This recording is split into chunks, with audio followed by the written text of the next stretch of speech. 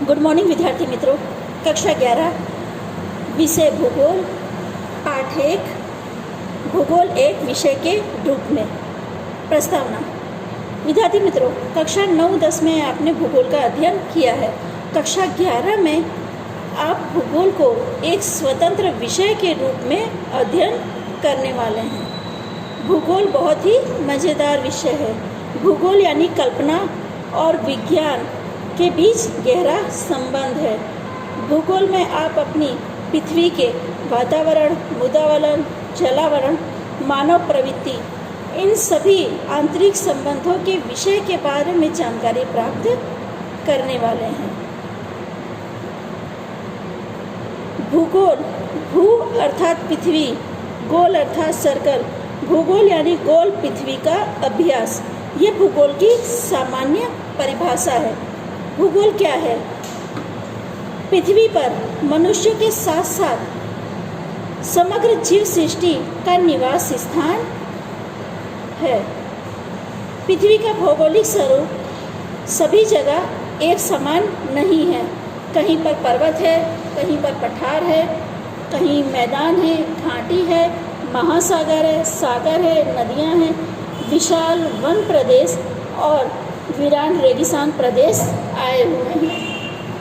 पृथ्वी पे भौतिक तत्वों की विविधता के कारण सामाजिक, आर्थिक और सांस्कृतिक पर्यावरण में भिन्नता जन्म लेती है। यानी सभी जगह की एक जैसी स्थिति नहीं है।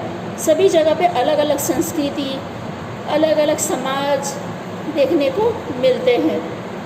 सांस्कृतिक विकास की लंबी यात्रा के कारण मानव द्वारा गांव, शहर, बाजार, रेल मार्ग, सड़क मार्ग, औद्योगिक इकाई, बंदरगाह इत्यादि अनेक प्रकार की सांस्कृतिक वैविध्यपूर्ण पर्यावरण का निर्माण हुआ है। कुछ प्रदेशों में मनुष्य प्रतिकूल भौगोलिक परिस्थिति के अधीन बनता है, तो कुछ प्रदेश में वह परिस्थिति को अपनी मेहनत, बुद्धि और विज्ञान की खोज से अपने अनुकूल बना लेता है। आपको इसका उदाहरण दूं तो जैसे अभी गर्मी का समय है, गर्मी से बचने के लिए हम लोग एसी या कूलर का उपयोग करते हैं, यानी परिस्थितियों को अपने अनुकूल बनाने की कोशिश करते हैं। बरसात होती है तो छातों का उपयोग करते हैं, ठंडी पड़ने पर हीटर का उपयोग करते हैं, यानी परिस्थिति को अपने अनुकूल बनाने की हम लोग हमेशा कोशिश करते हैं। पृथ्वी की सतह पे आए हुए भौतिक तत्व और मानवीय तत्व की भिन्नताओं का अध्ययन भूगोल विषय में होता है। भूगोल के लिए जियोग्राफी शब्द सर्वप्रथम ईस्वी सन 2वीं सदी में ग्रीक भूगोलवेत्ता इरेटोस्थेनिस ने प्रयोग किया था। इरेटोस्थेनिस ये भूगोल के पिता भी कहे जाते हैं। लैटिन भाषा में जियो का अर्थ है पृथ्वी और ग्राफिया अर्थात वर्णन करना, जिसे हम कह सकते हैं भूगोल अर्थात पृथ्वी का वर्णन करने वाला विज्ञान। ये भूगोल की परिभाषा है, ये आप सभी को लिख के रखनी है। भूगोल का शाब्दिक अर्थ पृथ्वी का वर्णन इस प्रकार होता है: पृथ्वी की सतह का पद्धति अनुसार वर्णन करने वाला विज्ञान अर्थात भूगोल। पृथ्वी के जिन प्रदेशों का अध्ययन करते हैं उसका स्थानीय भूपृष्ठ, जलवायु, वनस्पति, प्राणिसृष्टि, खेती, फसलें, खनिज संसाधन, उद्योग, परिवहन, इन सभी और इसके अलावा मानव का जो समुदाय है और जो उनकी प्रवृत्ति है, ये सभी जानकारियों का समावेश भूगोल में किया जाता है। कुछ भूगोलवेत्ता ने समग्र विषय वस्तु को 3 संक्षेप प्रश्नों में वर्णित किया है, जिससे कहते हैं क्या है, कहाँ है एवं क्यों है। इन तीनों प्रश्नों के अंदर भूगोल की समग्र विषय वस्तु समाती है।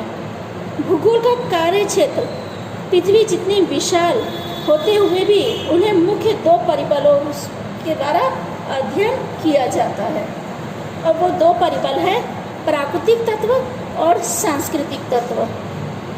पर इन दोनों का अध्ययन करने के लिए मानव को केंद्र में रखकर दोनों की जांच की जाती है।